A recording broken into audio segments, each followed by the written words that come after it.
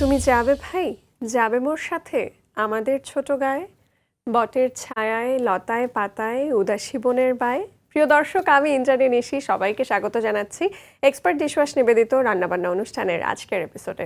দর্শক, পল্লী কবি জসীমউদ্দিনের নিমন্ত্রণ কবিতায় আমরা শিমের উল্লেখ পাই। সে কবিতায় তিনি বলেছেন, তুমি যদি যাও দেখিবে সেখানে মটর লতার সনে, শিম আর শিম হাত বাড়াইলে মুঠো ভরে সেইখানে। প্রিয় দর্শক, আজকে আমরা শীতকালের সবজি অর্থাৎ প্রিয় এই শিমের আইটেম দেখব। তবে আমরা আজ শিম খাবো না, খাবো শিমের বিচি দিয়ে রান্না হাই প্রোটিন সমৃদ্ধ একটি রেসিপি। আর সেই খাবারটি যিনি আমাদেরকে তৈরি করে দেখাবেন আমাদের অত্যন্ত প্রিয় রন্ধনশিল্পী নার্গিস শামীমা, আর তাকে নিয়েই শুরু করছি আমাদের আজকের আয়োজন। কেমন আছেন আপু? আলহামদুলিল্লাহ ভালো আছি। ভালো আছেন আপনি? আমি তো খুব ভালো আছি। শীতকাল এবং আজকে আপনার কাছ থেকে শীত স্পেশাল দুটো আইটেম দেখতে পাবো। কি কি রেসিপি পাচ্ছি আপনার কাছ থেকে? আমি আজকে রান্না করব আমাদের একদমই চাঁদপুরের আঞ্চলিক রান্না, ভাজা শিমের বিচি দিয়ে দেশি মুরগি আর মাসকলার ডাল দিয়ে শোল মাছ। আচ্ছা, আপনার কি মনে আছে জীবনে প্রথম কবে রান্নাঘরে ঢুকেছিলেন? ছোটবেলায় পিকনিকের ছলে অনেকবার ঢোকা হয়েছে, তারপর বিয়ের পরে বেসিক্যালি রান্নাটা শুরু করি আর কি। এই যে রান্নাটাকে এতটা ভালোবেসে ফেললেন কি করে? রান্নাটা আসলে আমার খুবই পছন্দের একটা জিনিস। আমি ছোটবেলা থেকে ক্রিয়েটিভ রান্না খুব পছন্দ করতাম, যে এইটাকে ওইটা দিয়ে করলে কেমন হয়, এরকম করতে করতে রান্নার প্রতি এতই একটা ভালোবাসা জন্মে গেছে, এখন তো কিচেন থেকে বের হতে ইচ্ছে করে না। আর তাই আপনাকে আবারও নিয়ে যেতে চাই আজকের আমাদের স্পেশাল কিচেনে মজাদার সেই রেসিপিগুলো দেখার জন্য। থ্যাংক ইউ আপু, চলে এসেছি আমরা কিচেনে। এবার একটু দেখে নিতে চাই ভাজা শিমের বিচি দিয়ে দেশি মুরগি তৈরি করতে আমাদের কি কি লাগছে। প্রথমেই ভাজা শুকনো শিমের বিচিটাকে তেলে আমরা ভেজে সারা রাত ভিজিয়ে রেখেছিলাম। তারপর সকালবেলা আমরা খোসা ছাড়িয়ে নিয়েছি। এখন এটা দিয়ে আমরা দেশি মুরগিটা রান্না করব।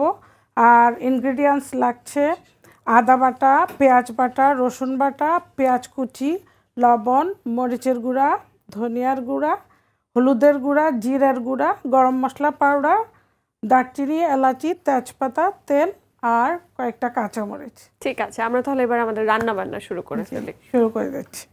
ফুটানো পানিতে আমি শিমের বিচিটা দিয়ে দিচ্ছি। এখানে 1 কাপ শিমের বিচি আছে। দিয়ে দিচ্ছি আদা রসুন বাটা। এটা রসুন বাটা অল্পই, একদম সামান্য সামান্য, জাস্ট অ্যারোমাটা যেন ভালো আসে। একটু লবণ, একটু মরিচের গুঁড়ি, হলুদ গুঁড়ি, জিরার গুঁড়ি। তারপরে মোটামুটি সবগুলো মশলাই আমরা দিচ্ছি একটু একটু করে। হ্যাঁ, যেহেতু মুরগি রান্না হবে, মুরগির জন্য আমাদের একটু গরম মশলাটা তো লাগে, তাহলে অ্যারোমাটা ভালো আসে আর কি। আর সাথে আমি 2টো তেজপাতা দিয়ে দিচ্ছি। এটা সিদ্ধ হতে থাকুক, আমরা এই প্যানে মুরগিটা কষিয়ে নিই। আচ্ছা, তো মুরগি কষাতে প্রথমে তেলটা দিয়ে দিচ্ছি। 2টো তেজপাতা, দারচিনি, এলাচ একটু ভেজে নিচ্ছি। ওকে, আমরা একদম গরম তেলে গোটা গরম মশলা ছেড়ে দিয়েছি। এবার দিচ্ছি পেঁয়াজ। পেঁয়াজ আমরা কতটা নিয়েছি? পেঁয়াজ হাফ কাপ। হাফ কাপে আবার পেঁয়াজটাকে একটু হালকা ব্রাউন করে নেব। হালকা ব্রাউন হালকা ব্রাউন হয়ে আসছে। এখন আমরা প্রথমেই দিয়ে দেব পেঁয়াজ বাটা 2 চা চামচ,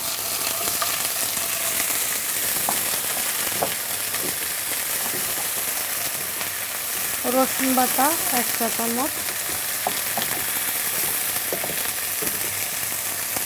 আদা বাটা 1.5 টেবিল চামচ। মশলাটা একটু কষিয়ে নিচ্ছি যেন কাঁচা গন্ধটা চলে যায়। একটু পানি দিয়ে দিচ্ছি যাতে পুড়ে না যায়। হ্যাঁ, যেন পুড়ে না যায় মশলাটা।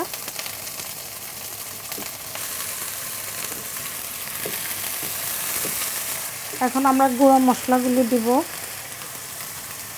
একটু হলুদের গুঁড়া,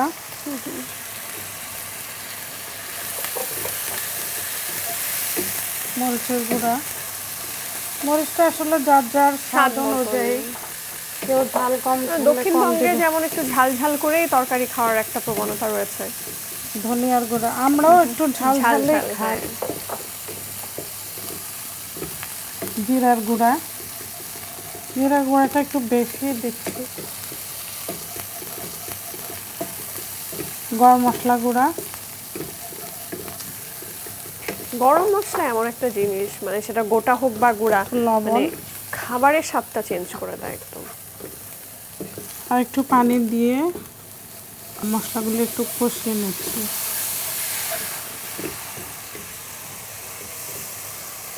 মশলাটা ভালো করে কষে যখন একটু তেলটা উপরে উঠে আসবে, তখন আমরা মুরগিটা দিয়ে দিব। মুরগিটা কিন্তু একদমই দেশি মুরগি। আমরা আসলে ছোটবেলায় আমার মায়ের হাতে যেই খাবারটা খেয়েছিলাম, হ্যাঁ, হ্যাঁ। একদমই দেশি মুরগি, সেটাই আমি আজকে রান্না করে দেখাচ্ছি। দারুণ। আপু, এদিকে আমাদের শিমের বীজটা কিন্তু মোটামুটি বয়েল হয়ে এসছে। হ্যাঁ, আমরা এটা চুলাটা বন্ধ করে দিতে পারি। মুরগিটা কষানো হলে তারপর আমরা শিমের বিচিটা দিব। আর বাকিটা গরমে অনেকটাই হয়ে যাবে। হ্যাঁ, জি, আমি এখন মুরগিটা দিয়ে দিচ্ছি। দেশি মুরগি দর্শক দেখতে পাচ্ছেন আমরা মোটামুটি 8টা টুকরো করেছি। হ্যাঁ, একটু বড় পিস রাখা হয়েছে, কারণ দেশি মুরগি আমরা যদি দেখি 1 কেজি পরিমাণের যে কোনো মুরগি একটু ছোট হয়। ছোট হয়। হ্যাঁ, সো টুকরোটা একটু বড় করে করা হয় এই কারণে। তো আমরা যেটা দেখি আমাদের বাঙালির যে কোনো খাবার, বিরিয়ানি হোক কিংবা মুরগির ঝোল হোক, আমরা আলুটা খুব প্রেফার করি, কিন্তু এই রান্নায় আলু নেই। বিশেষ কোনো কারণ আছে কি? এটা আমাদের আঞ্চলিক রান্না, আমরা ছোটবেলা থেকে খেয়ে এসেছি। আমাদের মা, নানি, দাদিরা এই শিমের বিচিটা ভেজে, এটা কিন্তু অনেক কষ্ট।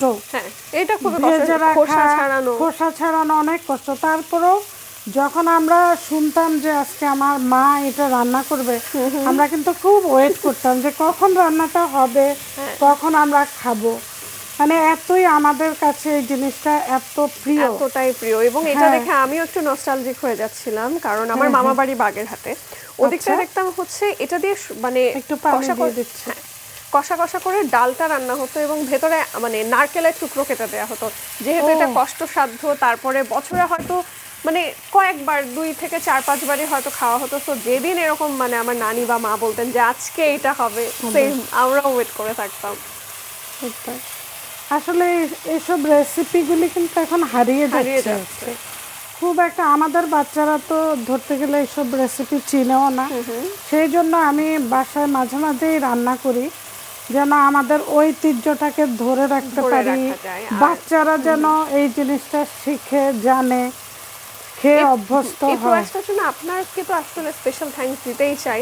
আর আজকে তো আপনাকে আমাদের মাঝে পেয়েছে। আর দর্শক, এক্সপার্ট ডিশওয়াশ নিবেদিত রান্নাবান্না অনুষ্ঠানের প্রায় প্রত্যেকটা পর্বেই আমরা চেষ্টা করে থাকি আমাদের ঐতিহ্যবাহী রান্নাগুলোকে আবারও রিক্রিয়েট করতে, আপনাদের সামনে তুলে ধরতে। কারণ আমরা চাই বাঙালি হিসেবে আমাদের এই গর্বের জায়গাটা যেন বহমান থাকে, এই লিগাসিটা আমরা ক্যারি করতে চাই।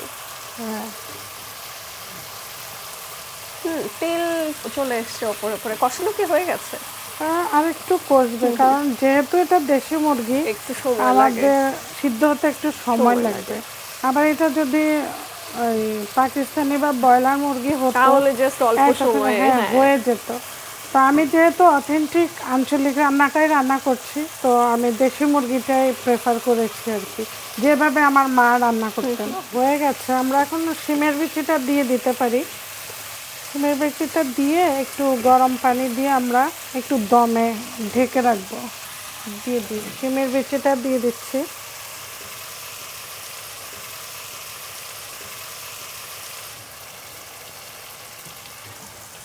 আমরা এখন গরম পানিটা দিয়ে দিচ্ছি, একটু ঢেকে দিচ্ছি। অলমোস্ট হয়ে গিয়েছে আপু, 15 মিনিট তো আমাদের হয়ে গেল। এর মধ্যে আমাদের ঝোলটাও কমে একদম টেনে এসছে, আর মুরগি শিমের বিচিও সিদ্ধ হয়ে গেছে। এখন আমরা ফাইনালি 2-3টা কাঁচামরিচ দিয়ে দিব। গরম মশলা পাউডারটা উপরে ছিটিয়ে দেই একটু অ্যারোমার জন্য। হয়ে গেছে আমাদের ভাজা শিমের বিচি দিয়ে দেশি মুরগি।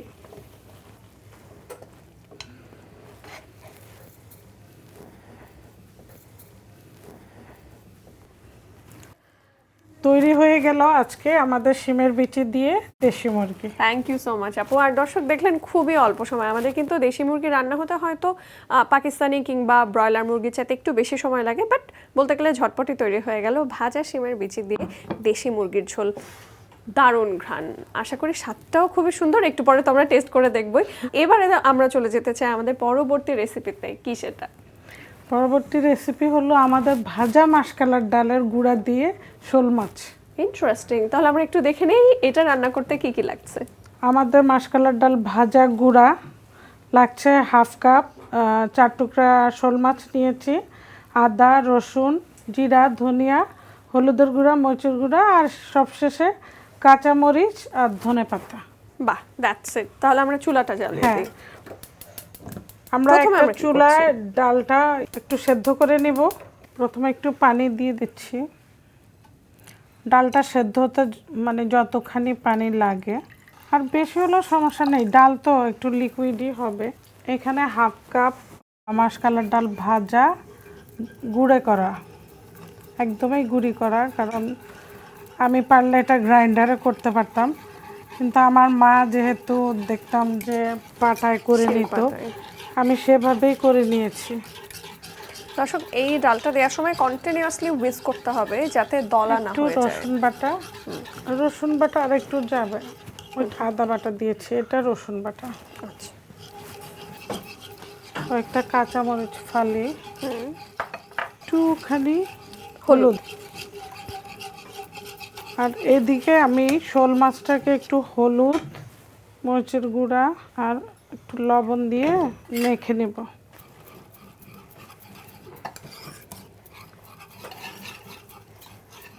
শোল মাছ মাখানোটা দিয়ে দিচ্ছি।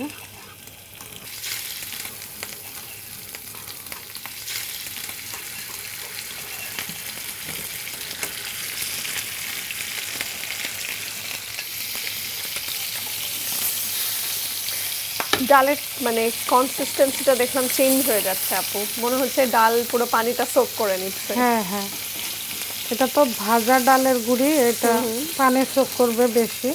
আমরা মাছটা আবার ওখানে দিয়ে আবার একটু পানি দেব। আচ্ছা,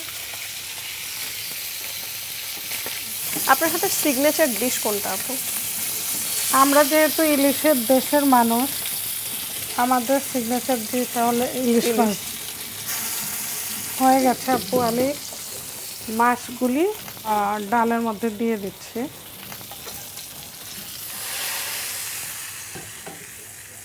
আপু কতটা পানি দিব? আর একটু লিকুইড হবে।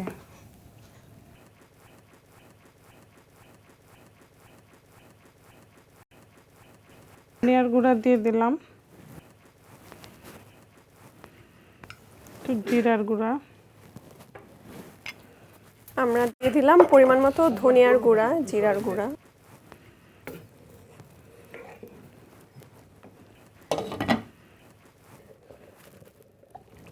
আমাদের হয়ে এসছে, এখন আমরা শুধু বাগারটা রেডি করব। আমি কি আঁচ নিভিয়ে দেব না কমিয়ে দেব? একটু কমিয়ে দেব।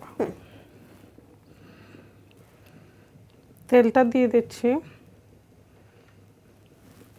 আমরা একটু পেঁয়াজ বেশি দেব, তাহলে মজা লাগবে আর কি খেতে। পেঁয়াজটা একটু ব্রাউন করে জাস্ট বাগার দিয়ে ধনে পাতা কাঁচামরিচ আর কিছু না। চাঁদপুরের দিকে ঝাল মশলাটা কিরকম খায় আপু? আমরা বেশ ঝাল খাই।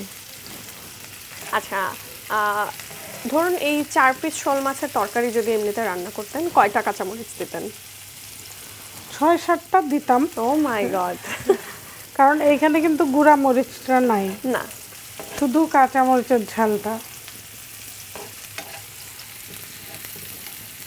আমরা কথায় বলি না আপু, মাছে ভাতে বাঙালি। আমাদের বাঙালির খাবার পাতে যদি মাছটা না থাকে তাহলে বোধহয় হয় না। একদমই না।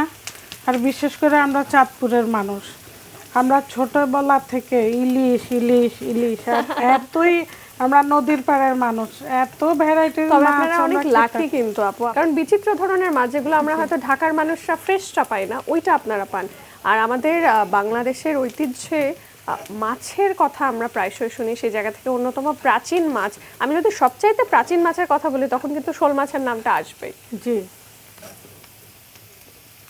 ইলিশের এত কথা বলছিলেন আপু, সর্বোচ্চ কত বড় ইলিশ দেখেছেন বা রান্না করেছেন? আমরা 2.5 কেজি 3 কেজিও দেখেছি, আমার বাবা আনতো। আর ইলিশ মাছ কিন্তু খুব একটা মানে জাল থেকে ওঠার পরে বেঁচে থাকে না, হ্যাঁ হ্যাঁ। মানে সাথে সাথেই মরে যায়। কিন্তু আমরা যেহেতু চাঁদপুরের মানুষ, আমরা ইলিশ মাছ লাফাতেও দেখেছি। ও মাই গড। হয়ে গেছে আমার বেরেস্তাটা। এবারে কি করব? এটা আমি ডালে ঢেলে দেব।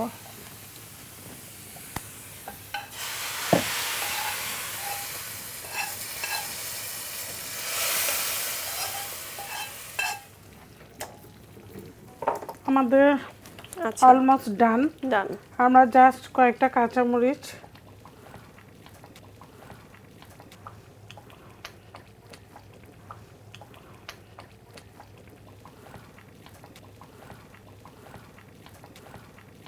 হয়ে গেছে আমাদের শোল মাছ দিয়ে মাসকলার ডাল। এবার আমাদের পরিবেশনের পালা। চুলাটা অফ করে দিচ্ছি।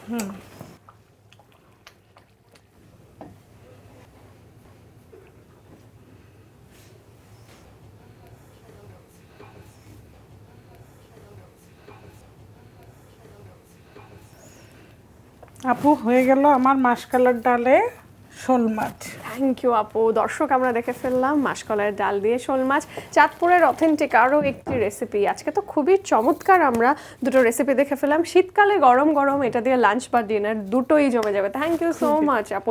আপনার এখন সময় কি করে কাটছে একটু যদি বলেন? এই রান্না বান্না, পিঠা। শীত মানেই তো পিঠা, আর তো পিঠা বানাচ্ছি আর খাচ্ছি। কি কি পিঠা বানালেন এই সিজনে? এই সিজনে বানিয়েছি পাটিসাপটা, দুধে ভিজানো দুধ চিতই, ভাপা পিঠা, একটা আমাদের গ্রাম বাংলার পিঠা আছে যেটা প্রায় এখন বিলীন, এটার নাম হলো দুধ সারস পিঠা। এটা এতই জুসি, মানে খেতে মনে হবে কি আপনার রসগোল্লা খাচ্ছেন, দুধে ভিজানো। এটা এবার অনেকবার বানিয়েছি এবং ফ্যামিলির সবাই এত পছন্দ করে খেয়েছে। আপু, পিঠার কথা বলে তো লোভ লাগিয়ে দিলেন। নিশ্চয়ই আজকে তো আমরা একদম কারি আইটেম দেখলাম, নেক্সট যেদিন দেখা হবে সেদিন নিশ্চয়ই আমরা ইনশাল্লাহ ওই আইটেমটাই দেখবো। আমাদের জিটিভির দর্শকদের উদ্দেশ্যে যদি কিছু বলেন। অসংখ্য ধন্যবাদ জিটিভিকে এবং এক্সপার্ট রান্নাবান্নাকে। সবাই ভালো থাকবেন, সুস্থ থাকবেন, আমার জন্য দোয়া করবেন। আসসালামু আলাইকুম। আর আপু, আপনার সাথে নিশ্চয়ই দেখা হবে আগামীতে, আগামী কোনো পর্বে। ইনশাআল্লাহ। খুব ভালো থাকবেন। থ্যাংক ইউ আপু। প্লিজ।